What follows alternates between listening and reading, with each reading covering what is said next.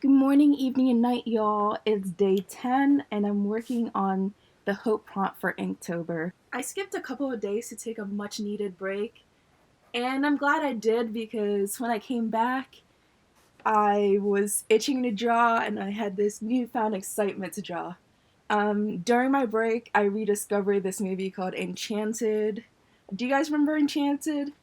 It was this Disney movie about this Disney princess who lived in this cartoon like magical realm, and she left this realm to go to the gritty streets of New York City and to meet her Prince Charming. And her Prince Charming happened to be this extremely wealthy, and it wasn't explained how he got his money, if I remember correctly. A single father in New York City. Yeah, so I decided to draw that. That movie was kind of a satire for previous Disney movies in that she was like unnaturally happy. Like she was happy all the time despite the circumstances. So yeah, I remember watching that movie as a kid when it came out in theaters, and I loved that movie. And that song, How Do You Know? I wish I could play it, but for copyright reasons, I'm not going to. So I decided to draw her or somebody like her in this Beaux Arts architecture or Beaux Arts Gothic style sort of mix. What you guys are seeing here is a combination of three references and bits of my imagination. I am using one reference, which is a really old illustration, maybe it's from like the 1800s or something, of this, what I think is a Gothic style building. You guys can correct me.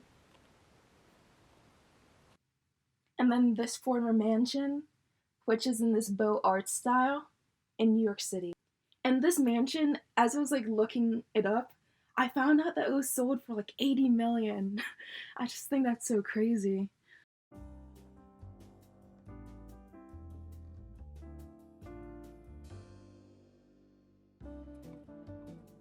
Good news, y'all. I feel like I'm finally getting the hang of this dip pen. I don't know if you guys remember, but in my previous drawing, I think it was on day 3 for the blade prompts, I just kept dropping ink on my paper and it was super annoying. So I decided to make it intentional, but I wanted to figure out how I can use this dip pen without making a mess of it. So, what you guys don't see is I have a scrap of paper on the side and I dip my dip pen in the ink and then I draw briefly on the scratch of paper so that if there's going to be ink droplets or accidental ink bubbles, it happens in the beginning so that I don't have that mistake directly on my final product. And if my whole conversation about dip pens makes absolutely no sense to you, a dip pen is kind of like a fountain pen, but there's no reservoir, there's no like ink within the pen. You just have to dip the pen, or it's basically this metal piece, a metal tip with a wooden holder. You just have to dip that into the ink, and then you draw, and then you dip, and you draw, and you dip. And the thinner the tip is, the thinner your lines are going to be, and also the thinner tips can hold more ink so you can draw longer without reapplying ink.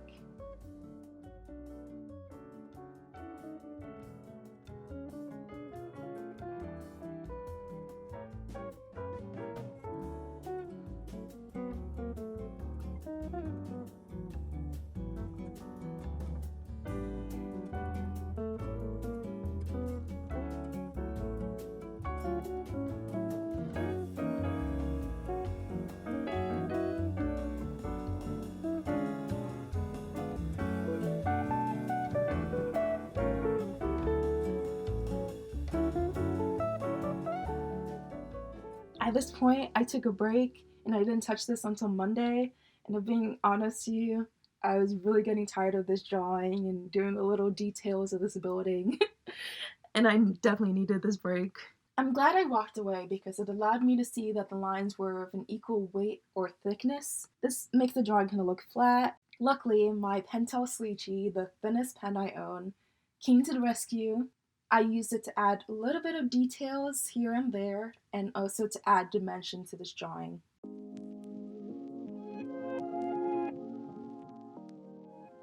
I found that moving my arms instead of my wrists as I'm drawing causes straighter lines, and also if I don't overthink it, but maybe it's just me.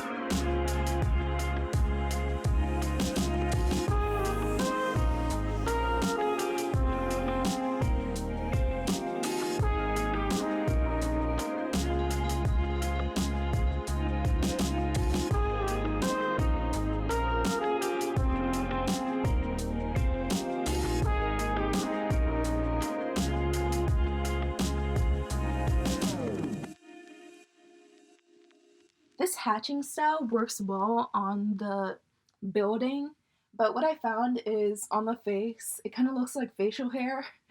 So I think next time if I'm trying to create shading and dimension to a person's face, I might either just go all in and do more hatching pattern in particular areas, or just don't use it at all. Now it's time to draw these Grecian statues.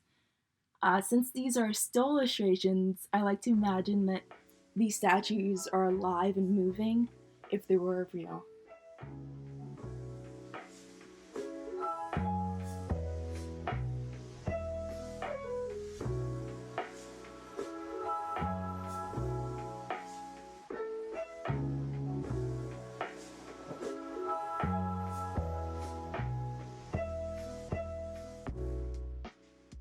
Buildings like these tend to rely heavily on symmetry, and if it's not exactly symmetrical, it tends to be visually balanced. So one of the challenges I've had thus far is making sure the right side is balanced with the left side.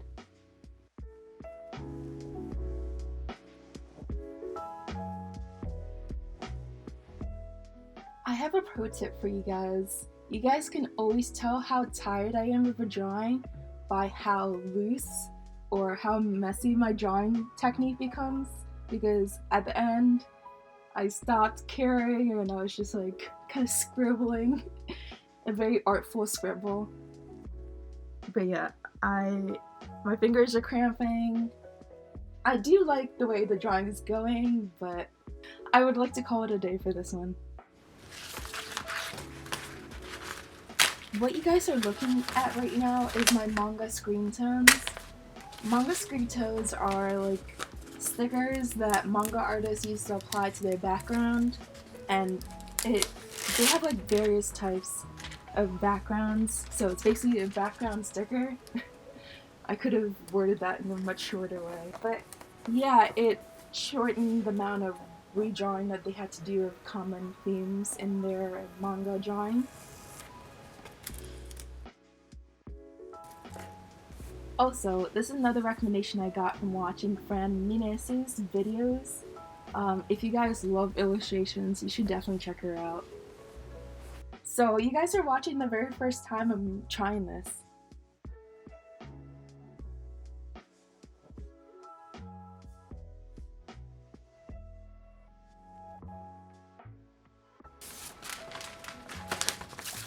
Here's a second screen tone, and it's much darker than the previous. I hope to use this as a sort of vignette for this illustration.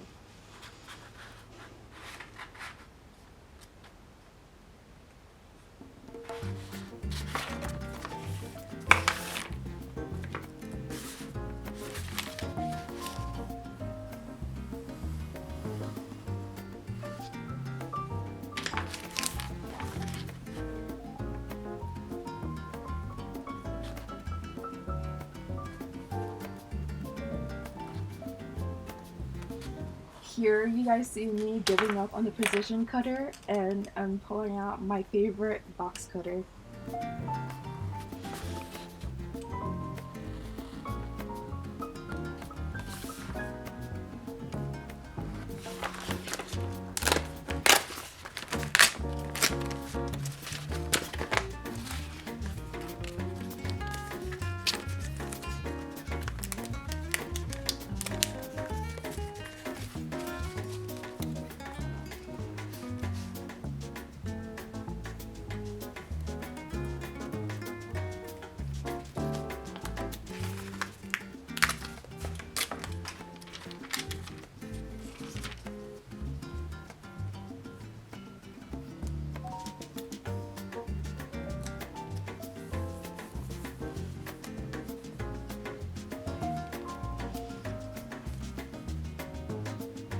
Oops, my bonnet keeps making an appearance on this drawing.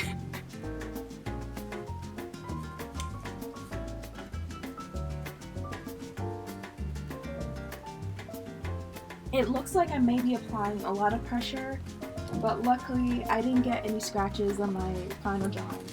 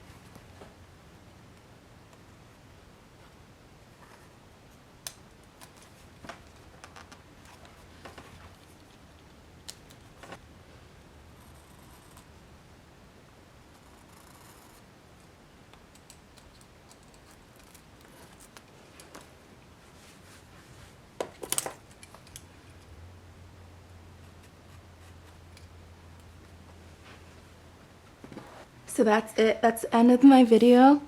This is my first time using these screens, and I love it. It can turn average drawing into something quite interesting. So I'm excited to use them further for other stuff. Oh, so I kind of left this side blank because I've been working on this for so long and I just got tired of this drawing, to be honest. It's okay. I guess when I take pictures of it, I will only include this part.